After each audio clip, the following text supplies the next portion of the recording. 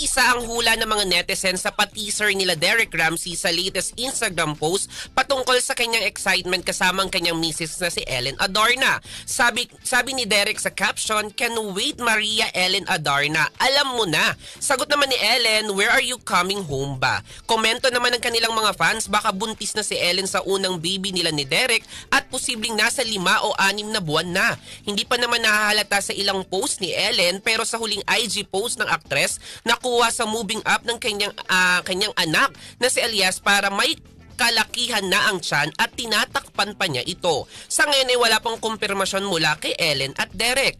Una na ring inanunsyo na magkakaroon ng unang baby si Ria Ataide at Sanjo Marudo at sikat na cosplayer at content creator na si Alodia Gosimpiao at Christopher Kimbo.